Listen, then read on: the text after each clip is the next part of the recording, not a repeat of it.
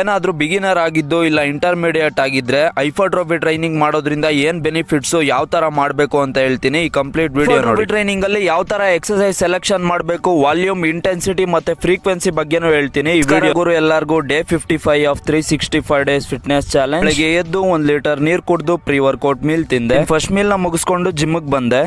ನನ್ನ ವರ್ಕೌಟ್ ಇರೋದು ಇವತ್ತು ಅಬ್ಡಮಿನಲ್ ಮಸಲ್ ಮತ್ತೆ ಲೆಗ್ಸ್, ಮೇನ್ ಆಗಿ ಪೋಸ್ಚರಲ್ ಪಾರ್ಟ್ ಆಫ್ ಲೆಗ್ಸ್ ನ ಕಾನ್ಸಂಟ್ರೇಟ್ ಮಾಡೋಣ. ಬನ್ನಿ ಯಾವ್ಯಾವ ವೇರಿಯೇಷನ್ ಮಾಡ್ತೀನಿ ಅಂತ ಜಿಮ್ಗೆ ಹೋಗಿ. ಫಸ್ಟ್ ವೇರಿಯೇಷನ್ ಆಗಿ Smith machine barbell calf risers ಮಾಡಿದೆ, 8 ಸೆಟ್ಸ್ ಮಾಡಿದೆ. ಸೆಕೆಂಡ್ ವೇರಿಯೇಷನ್ ಆಗಿ RDLs ಮಾಡಿದೆ, 5 ಸೆಟ್ಸ್ ಮಾಡಿದೆ.